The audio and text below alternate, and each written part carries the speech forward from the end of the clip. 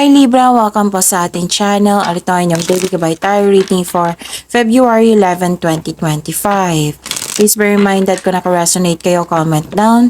Kung hindi kayo naka-resonate, ibigay niyo po sa iba kasi channel reading po ito. This is for you Libra ngayong February 11, 2025.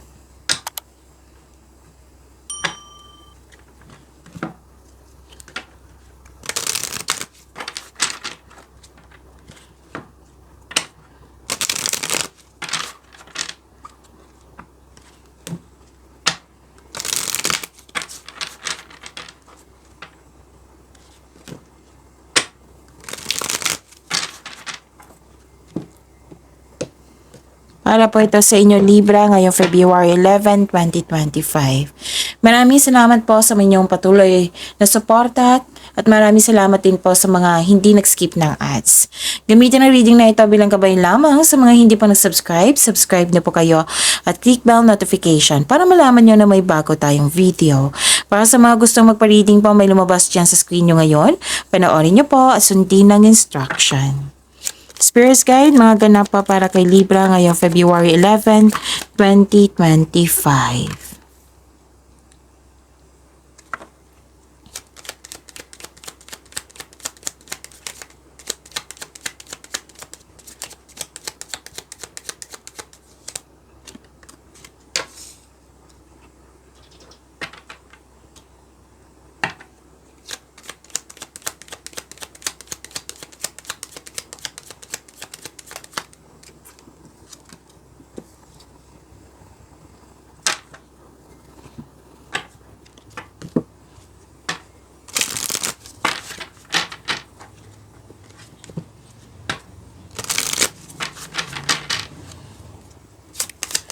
Spirits Guide, mga mensahe pa para kay Libra ngayong February 11, 2025. I need 2 cards po.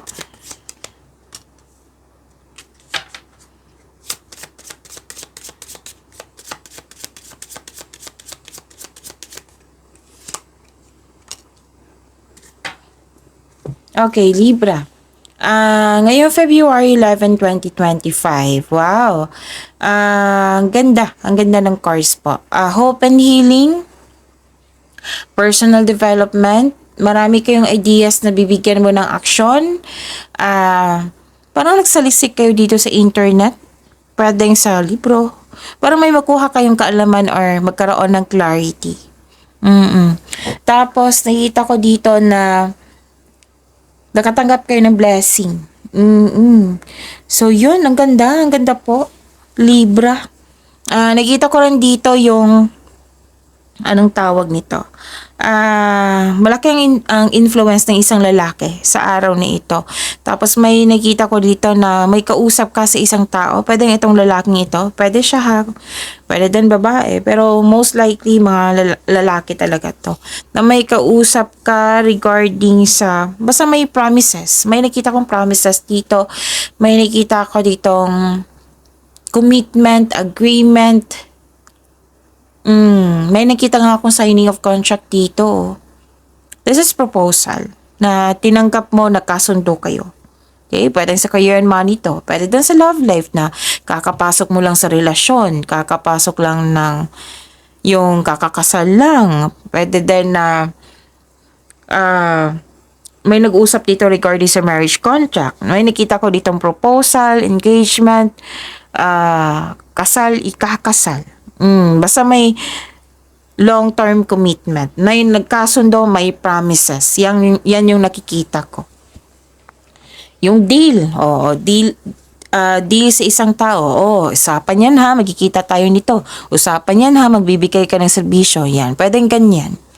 So, allow yourself to move on. And declutter. Okay? Spirits Guide. Energy po ni Libra ngayong February 11, 2025.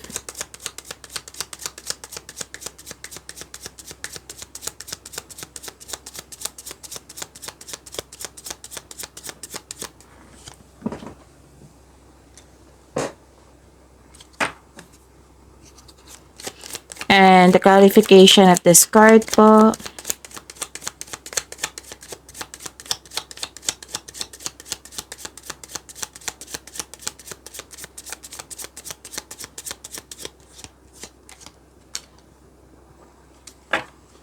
Okay. Kung may narinig kayo or may nakita kayong repeating message, meaning to say, pinupush ng cards nyo yan kasi ang ilan sa inyo hindi pa binigyan ng atensyon. Na kung maaari din po, bigyan nyo po ng solusyon at aksyon. Remember, Libra, at the end of the day, alam mo na ikaw lang taong may kakayahan at responsable na gumawa ng sarili mong katotohanan at kinabukasan. So, ano yung energy ni Libra?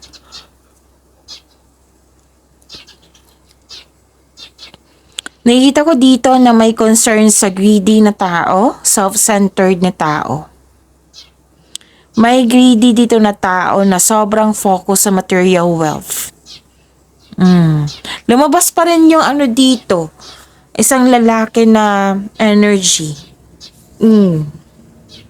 Okay? O di kaya you are pushing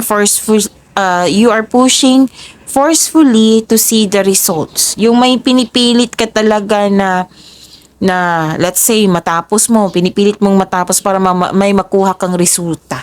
Yan. May nakita kong ganyan. At Libra, may paalala ang card niyo po dito kasi may loss of money.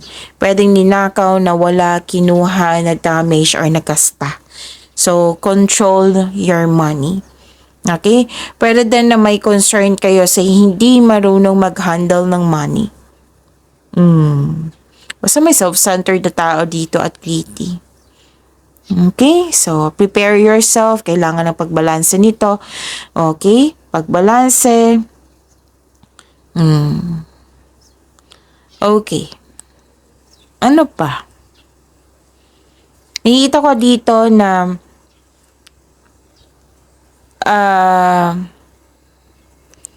takot kang mag-move forward or takot ka sa mga challenges na na-encounter mo, Libra. Kaya nga may sabi dito, allow yourself to move on and declutter. Nagkaroon din ng hesitations to step out from your comfort zone. Alam nyo naman, sa labas ng comfort zone may success. Walang success sa loob ng comfort zone.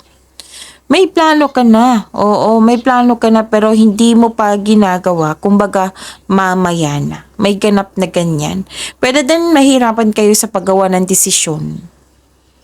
Or may desisyon kayo dito na biglaan lang na hindi mo pinag-isipan ng mabuti. Kasi, yun nga, nakita ko dito unwise decision, hindi kayo makagawa ng desisyon, nagkaroon ng hesitation, may ganap din na may nangyari dyan na hindi mo pa na-experience.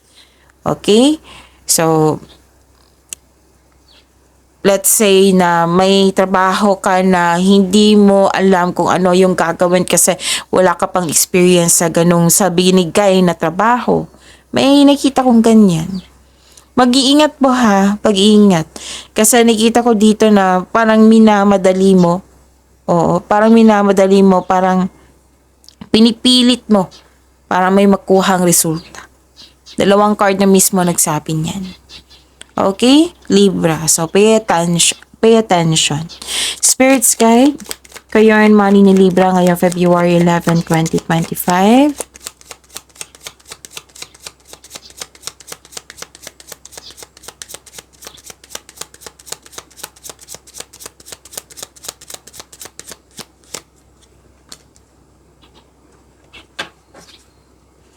The clarification of this card po.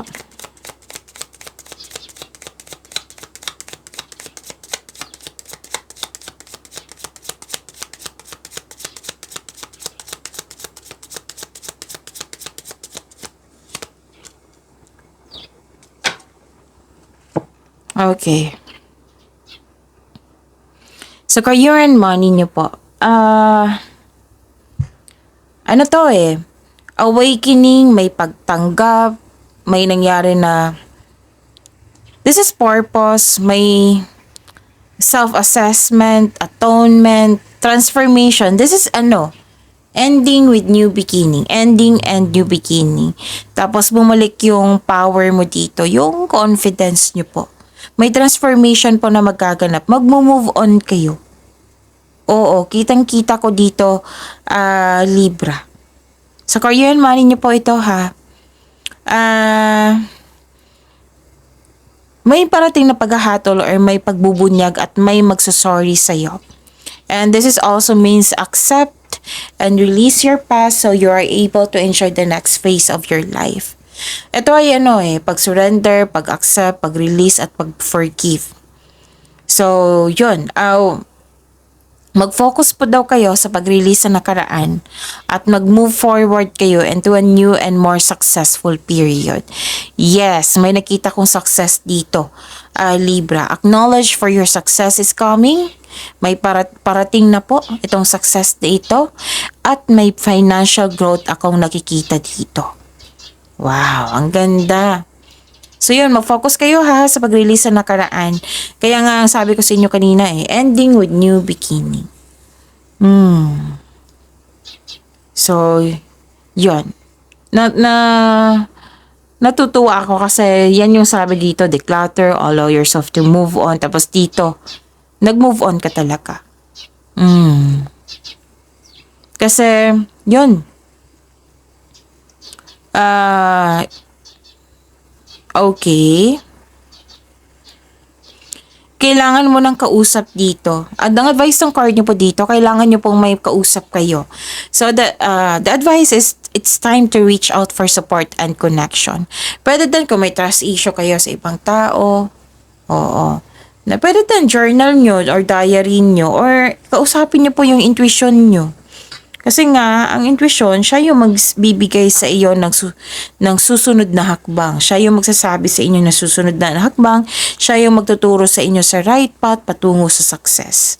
So, sa mga bago dito na hindi pa alam kung paano mag-connect sa intuition, i-search po sa Google on how to connect to your intuition kasi marami pong paraan yan. Spirit's Guide, Love Life, Self-Love, Partnership, and Romance ni Libra. May sinasabi sa akin ngayon, may iniisip pa kayong Scorpio ngayon? May sinabi sa akin ngayon. So, yun, love life, self-love, partnership, and romance. The clarification po sa okay. The clarification of this card po.